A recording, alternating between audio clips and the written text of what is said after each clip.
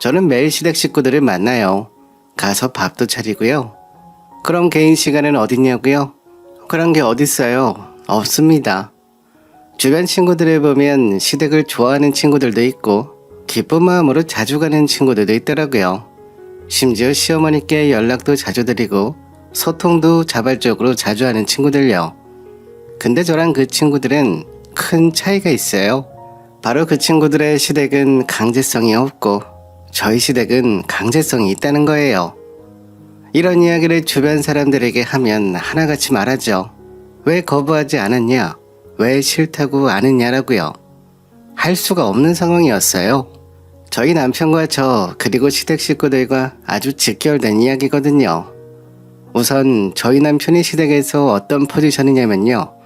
남편은 집안에서 막내고 사랑을 엄청 많이 받는 막내였어요. 남편은 형이 2명 있거든요. 막내임에도 거의 애늙은이라는 표현이 적합한 사람이에요.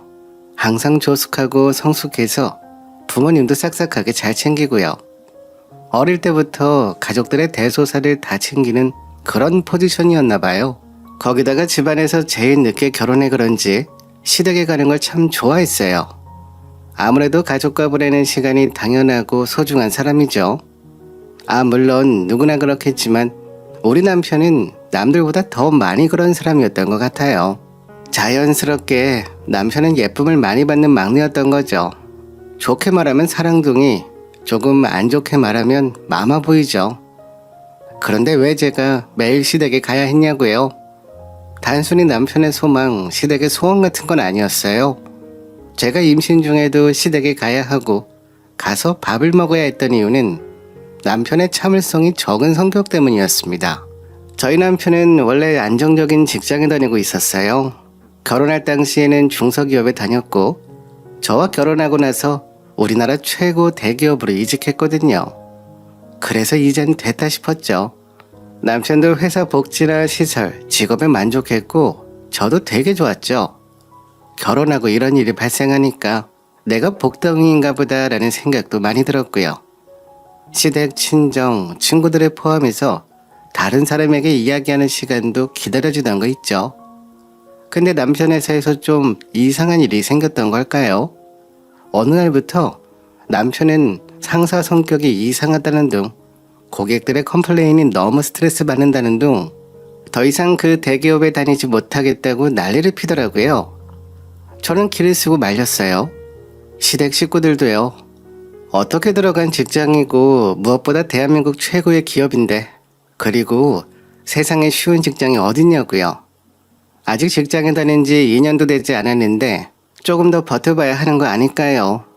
그러면서 남편은 본인의 사업을 시작해보고 싶다고 하더라고요. 그 이야기를 듣고 시부모님도 처음에는 좀 반대를 하셨지만 자식이 기른 부모 없다고 하잖아요. 결국 남편의 의사를 존중해 주시더라고요. 그러면서 위험한 사업은 절대 안 된다고 반대를 하셨어요. 그러면서 한 가지 제안을 하시더라고요.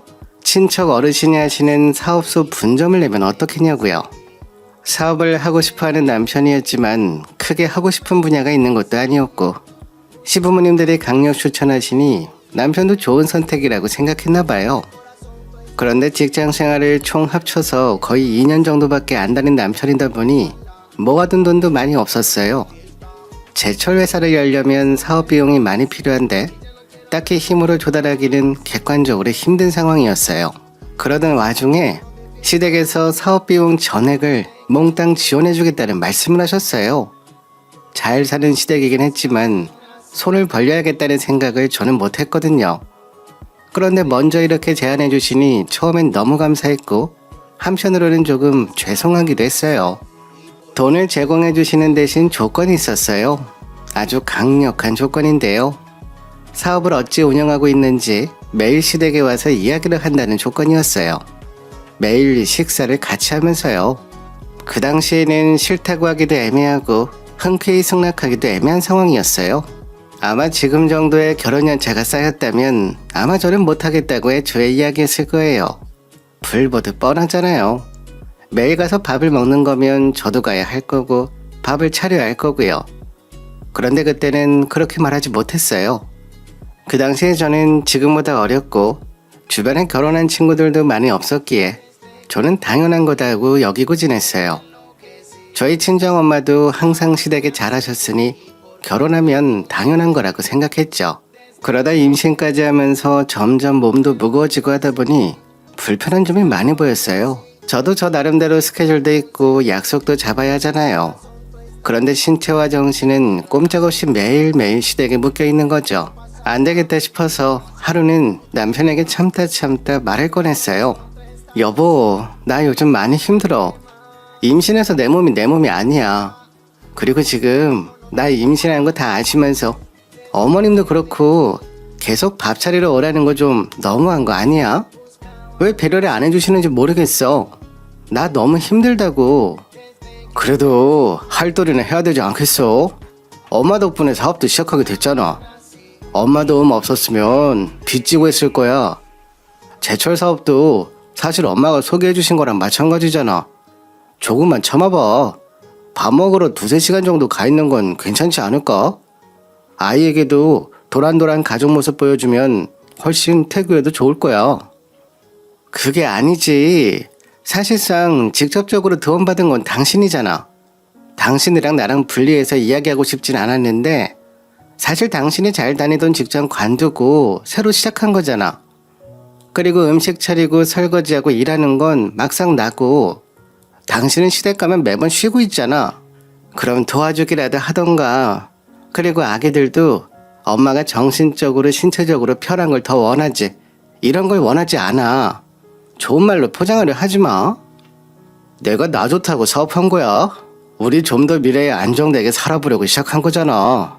아기 나오면 돈 쓸 일도 많을 거고 나도 밖에서 일하느라 힘든데 그렇게 말하니 많이 섭섭하네. 내가 나만 좋자고 회사 그만둔 것처럼 말하네. 그럼 말장난 하자고 이야기 꺼낸 거 아니야. 멀쩡한 대기업 힘들다고 때려친 건 사실이야. 사실을 왜곡하지 마. 그 돈만으로도 충분히 우리 식구들 살고도 남았어.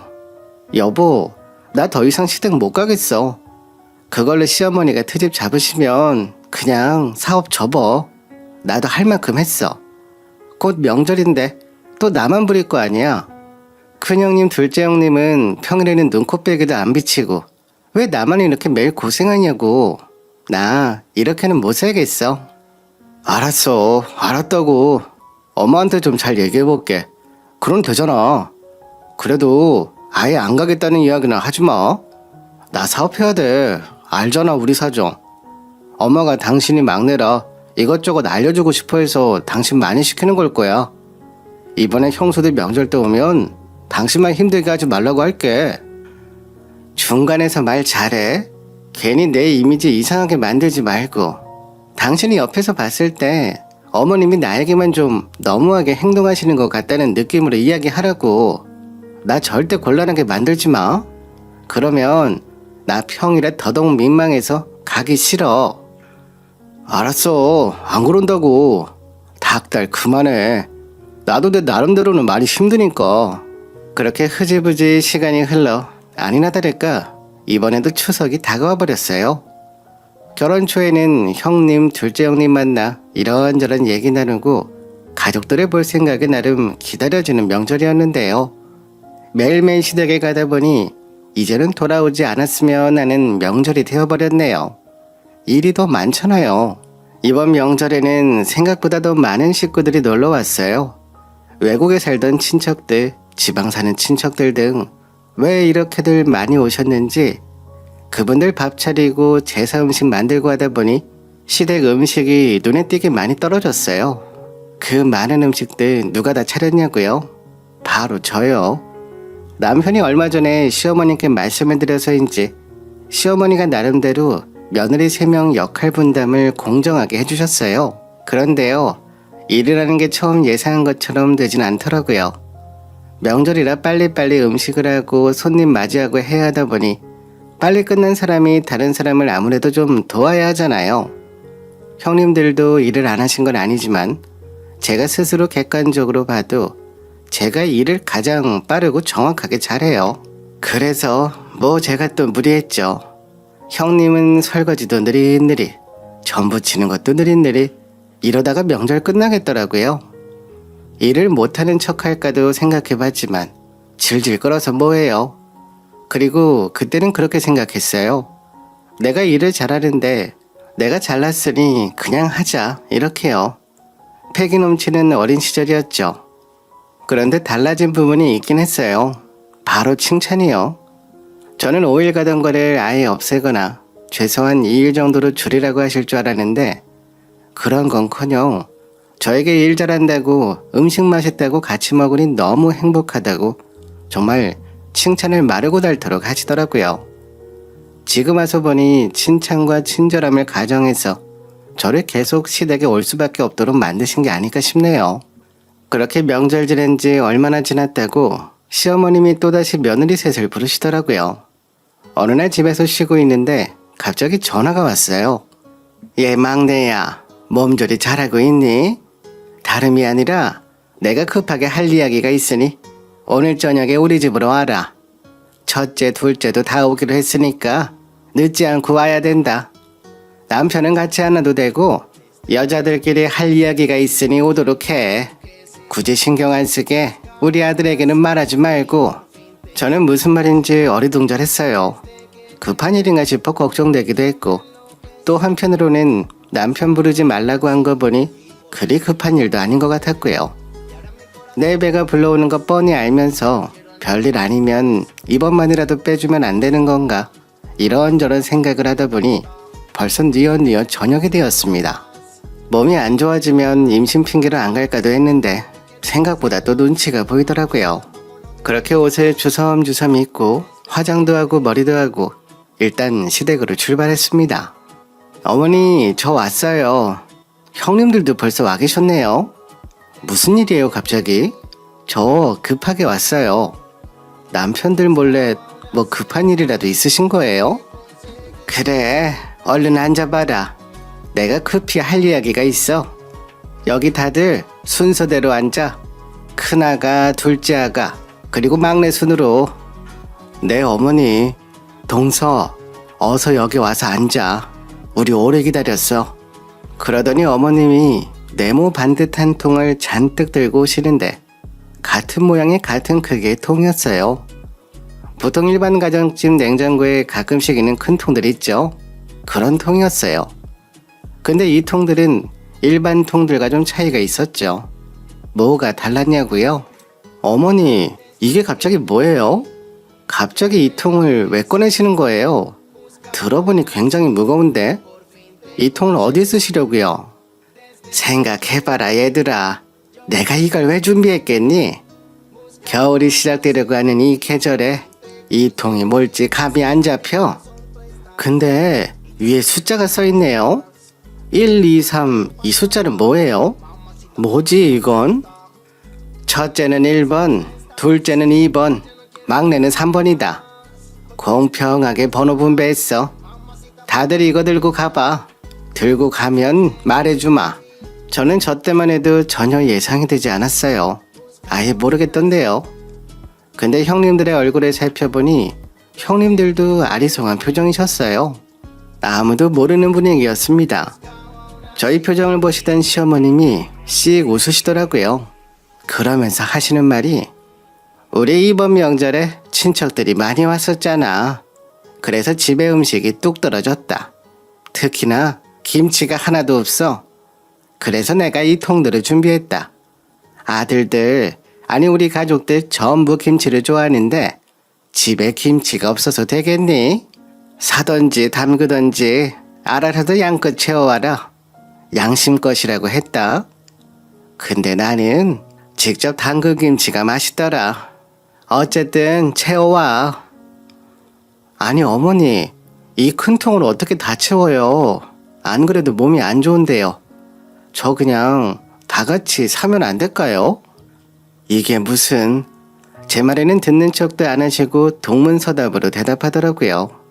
그리고는 그냥 한 번에 사면 될 것을 왜 굳이 며느리들에게 일을 나눠주려고 하는 걸까요? 일부러 일을 시키려고 작정한 시어머니라고 생각하는 것 외에는 도저히 이해할 방법이 없었습니다. 그러더니 시어머니가 한마디 더 덧붙이더라고요. 양 그렇게 많지 않어. 크기 다 동일한 거 보이지? 너희 셋 다 똑같은 크기니까 불만 갖지 마라. 특히 막내, 알겠니? 여기 다 채워와라. 이 말을 듣자마자 제가 남편에게 했던 말이 생각났어요. 남편이 어머니에게 한마디 해준다고 했잖아요. 그 말을 듣고 시어머니가 일부러 3개 크기가 같은 통을 준비한 것 같더라고요. 근데 그것보다 더 황당한 것은 형님들이 하나같이 고분고분 말을 잘 듣는 것처럼 보인다는 거예요.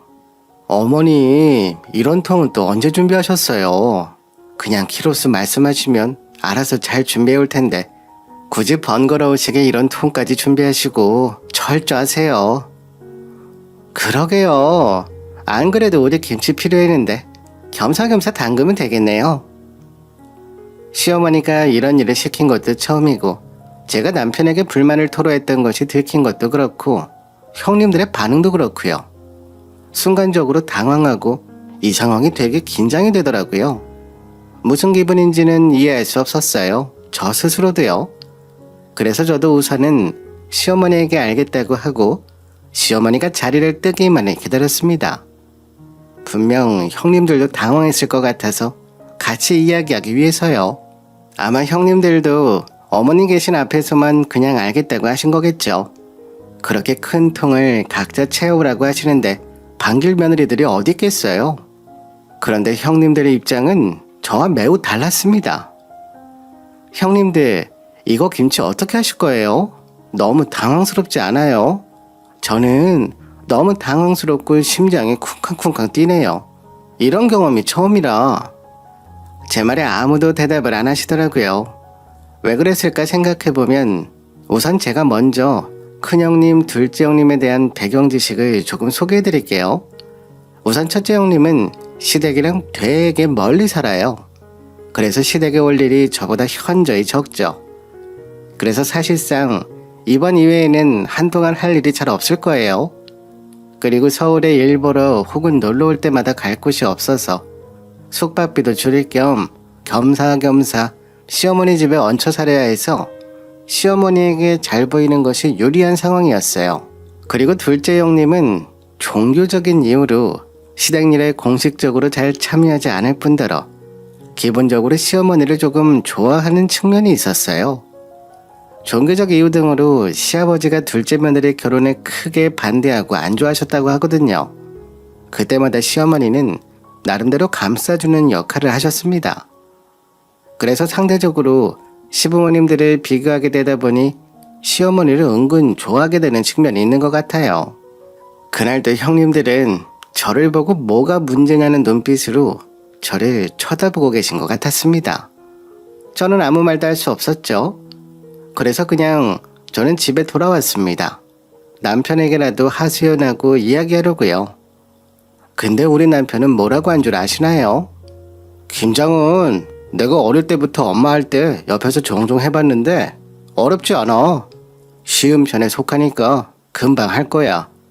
아니면 형수님들 하실 때 같이 가서 하면 어때? 뭐? 쉬운 음식이라고?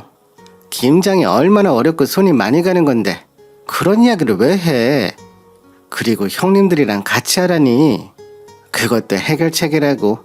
근데 저는 처음에는 말도 안 되는 이야기라 생각했는데요. 뭐 생각보다 아예 틀린 말은 아니었습니다. 형님들 김치 사실 거면 저도 같이 사면 되고 김장하실 거면 셋이 같이 하는 게 조금 더 편할 테니까요. 그래서 썩 내키진 않았지만 답답한 마음에 아직 시댁에 있을 형님들을 찾아갔습니다.